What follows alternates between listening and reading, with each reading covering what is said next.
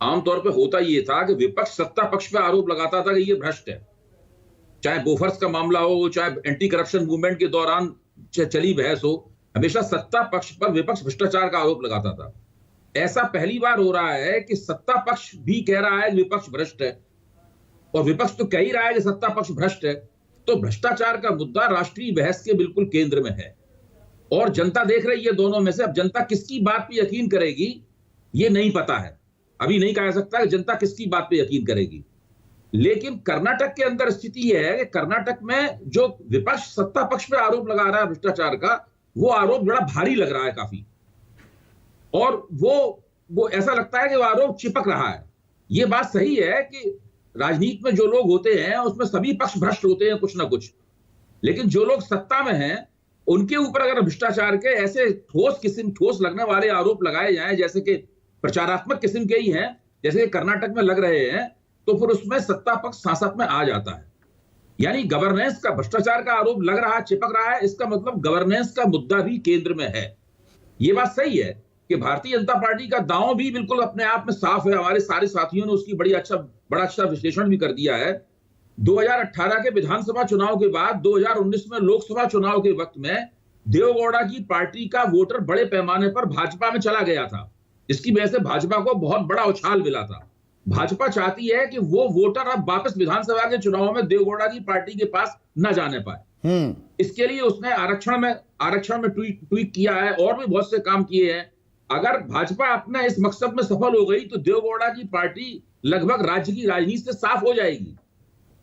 लोकसभा के चुनाव में तो साफ हो ही चुकी है, विधानसभा के चुनाव में भी बहुत बुरी तरीके से भी साफ। मतलब यहाँ पर एक छोटा सा इंटरवेंशन कर रहा हूं। अबे, क्या आप इशारा ये कर रहे हैं कि जो 2022 में पिछले साल उत्तर प्रदेश में हुआ कि मायावती का वोट बैंक 9% जो गिरा, और वो ज्यादातर हिस्सा, अधिकांश नहीं मैं कहूंगा, ज्यादातर हिस्सा वो दरअसल बीजेपी के पास आता दिखा, तो वो बड़ी आसानी से 255 सीट ले आई। वो रणनीति भी रेप्लिकेट करने की कोशिश की जा रही है क्या इस बार बीएसपी की जगह जेडीएस टारगेट है? नहीं, आपकी बात सही है, लेकिन उत्तर प्रदेश में जो हुआ वो विधानसभा चुनाव में हुआ था। हाँ, मैं तो ये भी तो विधानसभा ही हो रहे हैं। नहीं, विधानसभा चुनाव में हुआ था। यहाँ पर लोकसभा चुनाव में वो हो चुका है पहले। हाँ, तो उसी को अब विधानसभा में भी दोहराने की कोशिश है क्या? वो लोग भाजपा का रास्ता देख चुके हैं। जो जनता दल एस के वोटर हैं वो भाजपा का रास्ता देख चुके हैं। अब जनता दल एस की कोशिश है कि वो वोटर वापस आए, भाजपा की कोशिश है कि वो वोटर वापस न जाने पाए। अगर वो वोटर वापस नहीं गए तो कर्नाटक की जो क्षेत्रीय राजनीति है उसके अंदर बड़ा भारी परिवर्तन होगा, और फिर लड़ाई सीधे सीधे कांग्रेस और भारतीय जनता पार्टी के बीच में ही होकर रह जाएगी। और भाजपा चाहती है कि लिंगायतों के वोट जो उसे मिलते रहे हैं वो तो बड़े पैमाने पर मिले ही, और साथ में वोकलिगाओं के जनता दल साका वोट भी मिले उसे।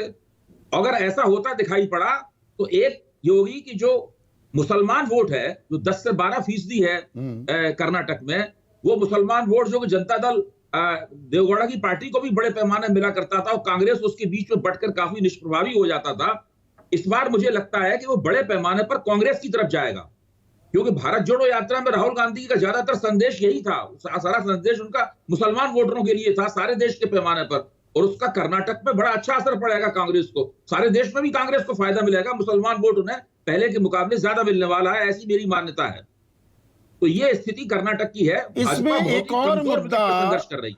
अबे भाई, हमने कई मुद्दों की बात की है कर्नाटक की, पर किसानी की बात राष्ट्रीय मीडिया में बड़ी कम हो रही है, जबकि वहां एक बड़ी दिलचस्प सी लड़ाई शुरू हो गई है नंदिनी दूध को लेकर, और अमूल अब जी वहां थोपा जा रहा है। ये सहकारिता की लड़ाई भी है, और मिर्च, हरी मिर्च वहां सबसे ज्यादा उत्पादन होता है, पर लाल मिर्च का वहां डंप कर देना, गुजरात से उसे जोड़ देना, यानी कि बीजेपी से जोड़ देना, इस लड़ाई के कितने बड़े असरात हो सकते हैं चुनावी नतीजों पर?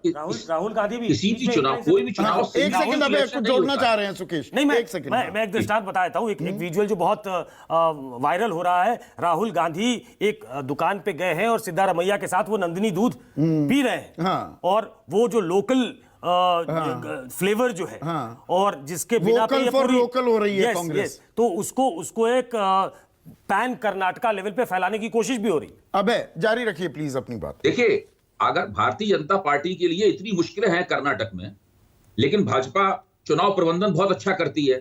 उसके पास बहुत ज्यादा संसाधन होते हैं और बड़े आत्मविश्वास के साथ चुनाव लड़ती है। चुनाव हारता हुआ चुनाव भी वो इस तरह लड़ती है, ऐसा लगता है कि शायद चुनाव जीत जाए। अगर आप सोचिए, अगर कर्नाटक के चुनाव में भाजपा ने अच्छा प्रदर्शन किया, तब आप सोच सकते हैं कि उसका कुल मिलाकर जो आगे आने वाले चुनाव हैं और राष्ट्रीय चुनाव, उसके ऊपर क्या असर पड़ेगा। ये असर बताने के लिए संजय कुमार को मैंने बचाकर रखा हुआ है। कांग्रेस के लिए 100% पूर्ण बहुमत के साथ में कर्नाटक का चुनाव जीतना जरूरी है। अगर कांग्रेस वो चुनाव नहीं जीतती है तो कांग्रेस को चुनावी राजनीति के लिए थैंक यू वेरी मच बोल देना चाहिए। अच्छा, आपने ये बड़ी स्टेटमेंट दी है, उसके असरात और आने वाली राजनीति पर तो बात करेंगे ही संजय भाई, लेकिन पहले जो ये सवाल है कि कर्नाटक में भ्रष्टाचार